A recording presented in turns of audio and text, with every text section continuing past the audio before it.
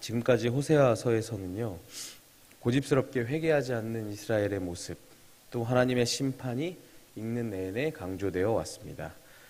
어떤 내용들이 있었냐면요, 더 이상의 평화와 번영은 없을 것이다. 너희 사회와 경제는 곤두박질 칠 것이다. 전쟁으로 참혹한 현실도 맞이하고 가정에 자녀를 낳지 못할 것이다. 믿음의 세대도 없고 그 세대를 하나님 안에서 키울 수 없을 것이다 라고 선언하셨습니다. 지금까지. 그런 오늘 본문 11장에서는 역시 이 에브라임의 고집스러운 거역이 등장하게 됩니다. 그러나 그를 향한 하나님의 애타는 사랑도 등장하고 있습니다. 오늘 본문은요, 마치 부모님과 자식 사이에서 일어나는 상황에 비유하고 있습니다. 모든 부모님들이 여기 계시지만 우리 부모님들은 항상 자식에게 어떻습니까? 항상 져주시죠. 자식을 이기는 부모가 없다라는 말도 있습니다. 우리에게, 그리고 오늘 이스라엘 에브라임에게 줘주시는 사랑을 보여주시는 하나님, 이 11장 말씀 전체를 통해서 이 하나님의 마음을 좀 살펴보려고 합니다. 먼저는 이스라엘을 불러내신 하나님의 모습입니다. 우리 오늘 함께 읽진 않았지만 1절부터 3절까지를 한 번만 같이 봉독해 보도록 하겠습니다. 1절부터 3절까지 말씀입니다. 시작. 이스라엘이 어렸을 때에 내가 사랑하여 내 아들을 애굽에서 불러냈거늘 선지자들이 그들을 부를수록 그들은 점점 멀리하고 바알들에게 제사하며 아로새긴 우상 앞에서 분향하였느니라. 그러나 내가 에브라임에게 걸음을 가르치고 내 팔로 알았음에도 내가 그들을 고치는 줄을 그들은 알지 못하였도다. 아멘. 하나님께서는 이스라엘을 사랑하셨습니다. 이스라엘이 어렸을 때 사랑하셨고 애굽에서부터 불러내십니다. 나의 아들이라고 부르셨습니다. 하나님께서는 이스라엘을 사랑하셨고 그들을 아들로 부르신 것은 이 이스라엘 민족이 어떤 순종, 특별한 때문이 아니었습니다. 그들에게 어떤 대단한 능력이 있거나 탁월함을 지닌 존재들이어서가 아니었습니다. 그러나 이 이스라엘은 2절에 보면 하나님께서 부르면 부를수록 멀리 떠나갑니다. 하나님께서 처음부터 이스라엘을 애굽에서부터 부르셨고 이후도 부르셨지만 그들은 줄기차게 하나님에게서부터 떠나갑니다. 하나님의 이 부르심을 외면했습니다. 하나님의 부르심을 외면하고 이 떠나간 사람들의 선택이 무엇이었냐면 바알과 우상이었습니다. 이 바알과 우상을 향한 제사와 분향이었습니다. 하나님께서 계속해서 그들을 부르셨지만 그들은 하나님께로부터 돌이켜 우상에게, 다른 신에게 제사하고 있었던 것입니다. 하나님께서는요, 저와 여러분을 자녀라고 부르십니다. 하나님은 우리를 아들과 딸로 삼기를 원하십니다. 우리는 이스라엘과는 다르게 하나님의 이 부르심, 하나님의 이 음성에 듣고 순종하는 사람들이 되어야 합니다. 사도 바울은 에베소서 4장 1절에 뭐라고 권면하냐면 그러므로 주 안에서 갇힌 내가 너희를 권하노니 너희가 부르심을 받은 일에 합당하게 행하여. 아멘. 부르심을 받은 일에 합당하게 행하라 권면합니다. 우리를 교회로 부르신 이유를 망각하고 우리를 사역자로, 자녀로, 그리스도인으로 부르신 그 하나님의 부르심을 우리가 잊어버린다면 우리는 이스라엘과 동일한 죄를 범하게 될 것입니다. 하나님께서는 우리의 부모 되십니다. 우리는 그의 자녀입니다.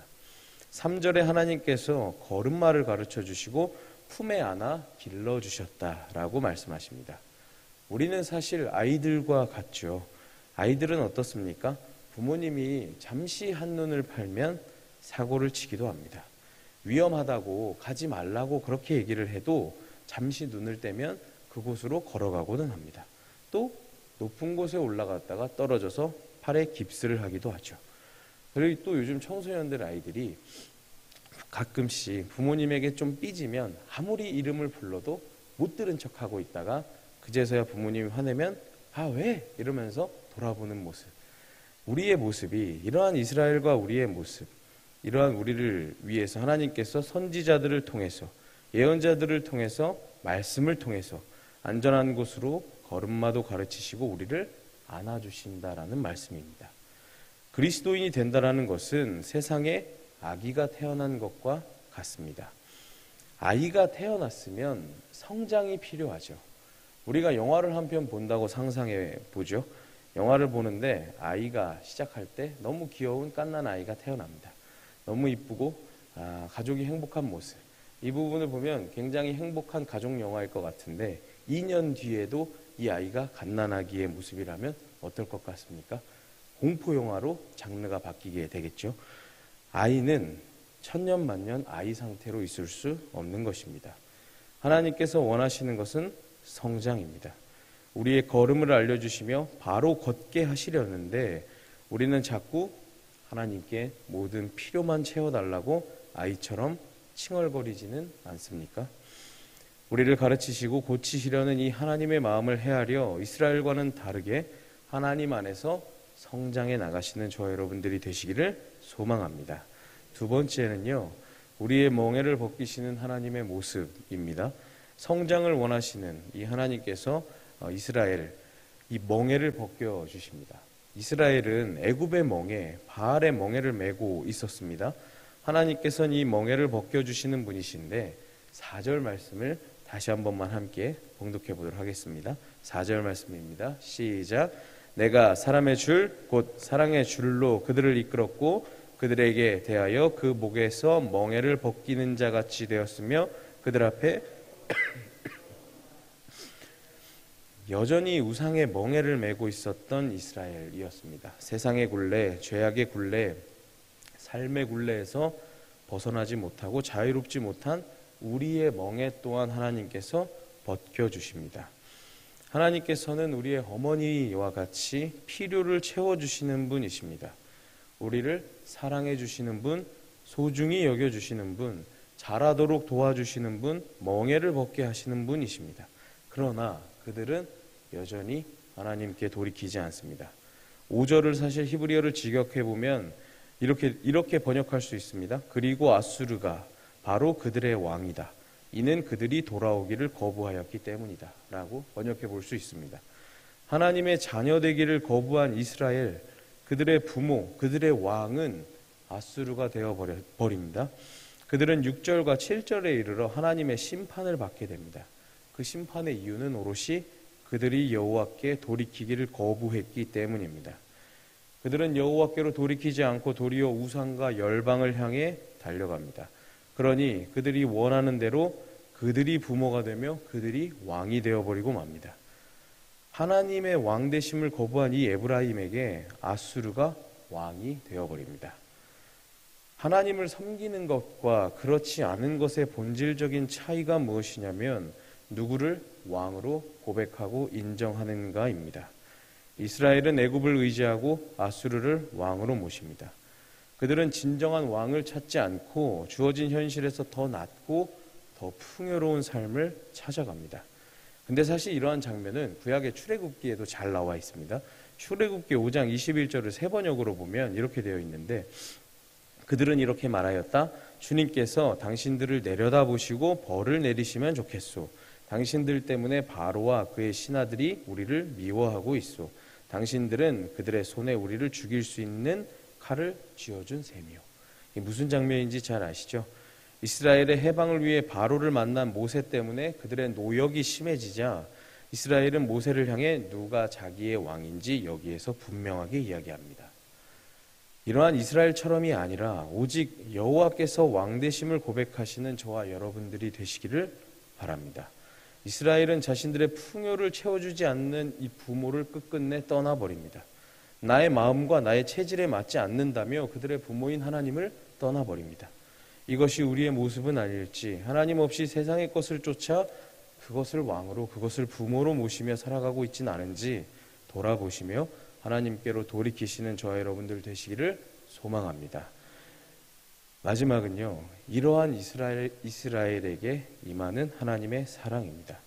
답이 없어 보이고 이 답답한 이스라엘 또는 우리의 모습이지만 하나님께서 그럼에도 져주시고 그 사랑을 표현하십니다. 우리 8절을 다시 한번 함께 봉독해 보도록 하겠습니다. 8절 말씀입니다. 시작. 에브라임이여 내가 어찌 너를 놓겠느냐? 이스라엘이여 내가 어찌 놓겠느냐? 어찌 너를 스보임같이 두겠느냐? 내 마음이 내 속에서 돌이키어 나의 긍휼이 온전히 불붙듯 하도다. 아멘. 하나님의 애틋함과 간절함을 절절하게 표현하고 있습니다. 아드마와 스보임은 뭐냐면 소돔과 고모라가 멸망할 때 함께 멸망했던 도시였습니다. 이것은 철저한 멸망의 상징이었습니다. 이 구절에서 하나님의 고뇌가 드러납니다. 이스라엘의 죄악으로 인해서 이들을 심판하시고 멸망시키는 것이 당연한데 하나님은 자신의 마음을 엎어버리십니다. 내 마음이 내 속에서 돌이키어, 하나님의 마음이 하나님의 안에서 뒤집어졌음을 표현하고 있는 구절이었습니다. 스스로 그 마음을 엎어버리는 하나님 마음 안에 하나님의 긍휼이 불붙듯이 너희를 향한 애정이 불길처럼 강하게 타오른다 말씀하십니다. 하나님께서는 자신의 마음을 뒤엎으시고 그 위로가 타오르게 되는 것입니다. 그 위로의 마음으로 이스라엘을 용서하시죠. 하나님께서 이렇게 죄 용서의 선언을 하시는 이유가 무엇입니까? 그것은 오늘 말씀에서와 같이 나는 하나님이며 너희 가운데 있는 거룩한 자이기 때문입니다. 나는 사람이 아니고 하나님이기 때문입니다. 바로 그 선포, 하나님께서 하나님 되심이 이스라엘을 향한 사랑의 기초이며 근거였던 것입니다. 사람이라면 마땅히 계약을 어긴 이스라엘을 멸망시키고 심판 혹은 처벌해야 마땅하지만 하나님께서는 사람이 아니라 하나님이시기에 그 심판을 거두십니다. 이러한 하나님의 거룩하심은 이해할 수 없는 구원의 근거가 되는 것입니다. 8절을 보면 직접적으로 표현은 나오지 않지만 우리는 한번 상상해 볼 수 있습니다. 충분한 그 하나님의 탄식과 눈물을 상상해 볼 수 있습니다. 이스라엘이 아수르에 멸망당하는 것을 보며 눈물을 흘리시진 않을까요? 인간의 연약함에 대하여 누구보다 인간에 대해 깊이 이해하시는 하나님이시기에 그들의 멸망을 바라보며 탄식하며 흘리시는 눈물일 것입니다. 이제 그들을 바라보시며 하나님의 마음이 바뀌고 변합니다. 마음이 변합니다. 이러한 하나님의 사랑, 위로, 긍휼하심은 이 이스라엘의 연약함과 하나님의 고뇌를 감싸 안습니다. 이러한 하나님의 마음을 이 구약 신학자 중에 월터 브루거만이라는 사람이 있는데 고통의 포옹이라고 표현했습니다.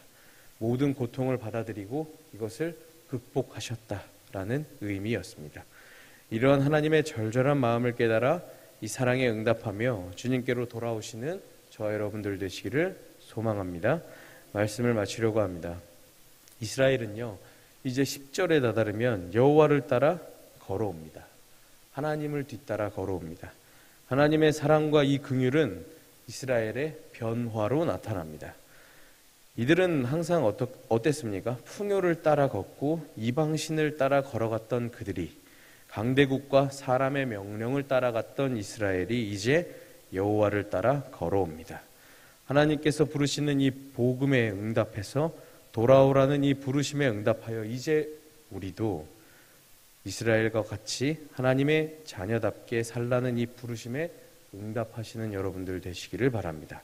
예배의 자리로 나오시고 세상이 우리를 힘들게 하고 현실의 어려움이 우리의 눈앞을 가리워도 이러한 하나님의 사랑과 부르심을 기억하시며 낙심하지 않고 주님께로 돌아오시는 저와 여러분들 되시기를 소망합니다. 기도하겠습니다.